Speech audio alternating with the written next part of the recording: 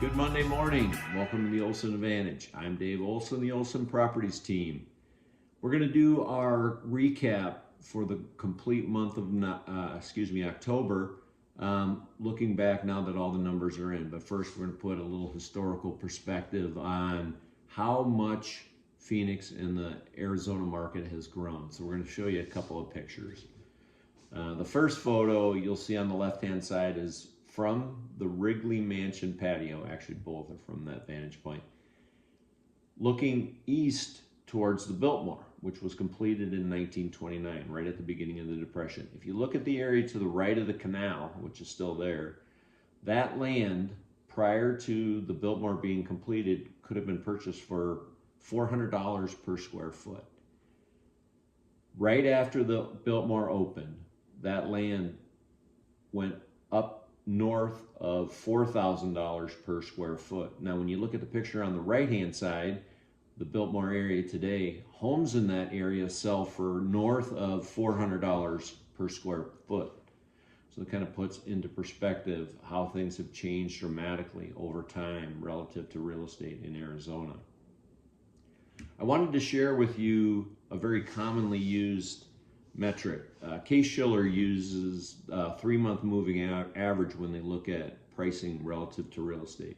So the first slide you're going to see is a Case-Shiller slide indicating a 3-month moving average. So when you average 3 months and a dollars per square foot basis, you'll see that from August to August, year over year, we were down 3.5%. October, we actually turned north and positive at 1.9%. Year over year against October. Now, when we advance forward and look at dollars per square foot on a monthly average from October of 21 through October of 22, we were up 5.7% on an annualized basis. And if we look from October of 22 to where we finished the month of October this last year, we were up 6.7%. So a nice steady increase on a 2-year average, nearly 12% or north of 12% on a 2-year basis. So the market continues to be healthy. Obviously, we had a big run up to May and June of 2022. But when you look out over longer periods of time and you take out some of the highs and the lows, it feels more comfortable. And again, that's a very nice appreciation rate and a healthy one, probably much better than a lot of markets around the country. The next slide we're going to show you is square footage on a monthly average when we look at single family homes over 2,500 square feet. So that's looking specifically at the luxury category. And we like to look at the luxury category for a couple of reasons. Those individuals that can afford a home $1 million or more, and in some areas like Paradise Valley, Fountain Hills, Carefree, Cave Creek, luxury is actually a little higher than that, would probably be $1.2 to $1.5 million properties.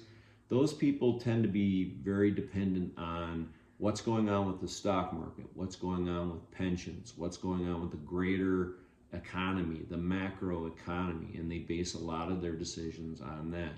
So they're a good group of people to look at as an indication in terms of consumer confidence. So as we look at this slide, we saw from November to November, we saw an 8% increase, and then already this year, we've seen a significant increase, almost up 22%. So again, the people with the biggest ability to spend and the greatest consumer amount of money to spend have a great deal of confidence in this current market. They also tend not to be as affected by interest rates, and that's important to recognize. The next slide that we look at, we're going to take a look at our heat map. If we go back to May, we saw how active the market was. Dark red colors, absence of blues and green is a strong indication that the market was very heated in May of 2022. We shared this with you this last month. We looked at where we were in November and we cooled down significantly. But that's very typical, but it might be compounded slightly by interest rates.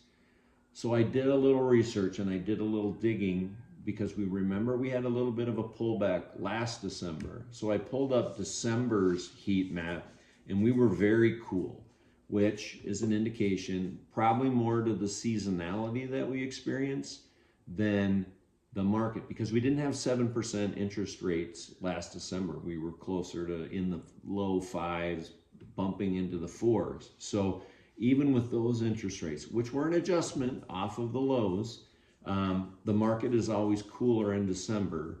So the fact that in November, and we'll show you that one again, that we are cool. There are areas that are a little warmer, but in general, the market has cooled significantly from where we were in May.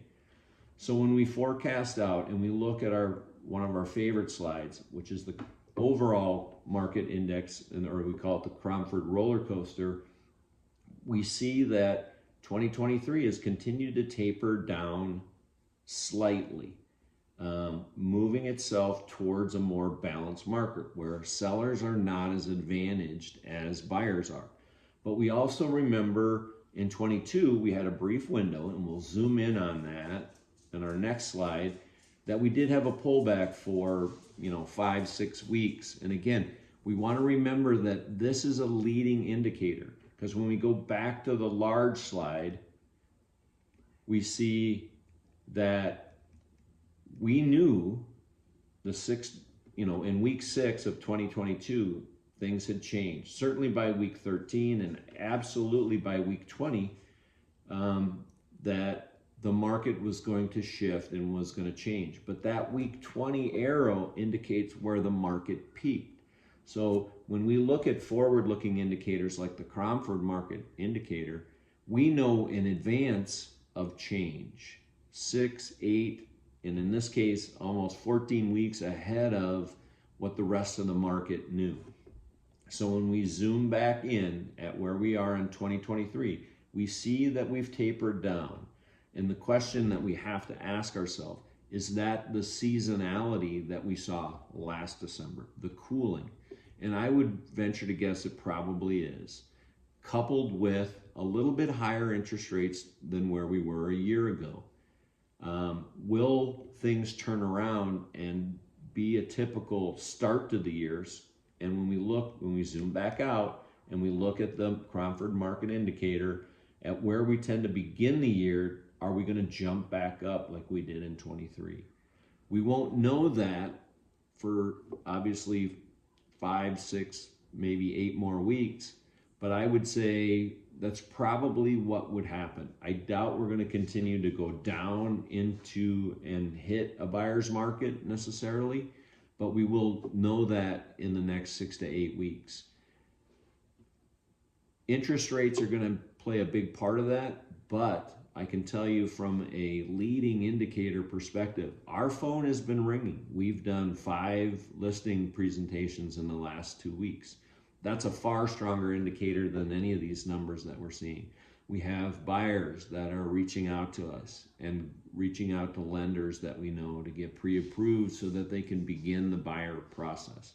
The beginning of the year is typically a time for a lot of people to start a process. I'm going to join a gym. I'm going to lose weight. I'm going to stop smoking. I'm going to do whatever. I'm going to go buy a house. I'm going to sell my house. A lot of that happens here at the beginning of the year. So I would suspect that we should see a leg up come the first of the year. As far as buyers are concerned, this might be an opportunity. That the market itself is far less active. There's a lot less people looking. Because of the holidays and everything that it brings, family coming to town and the commitments that are made upon us, it might be an opportunity to begin looking and not necessarily have to fight the crowds that are probably going to be there once we turn the calendar. Hopefully you found this information useful. And again, if you ever have any questions, don't hesitate to ever text the word answers to 59559. And you know that you can call me or text me at 623-570-4464. Thanks so much. Make it a great day.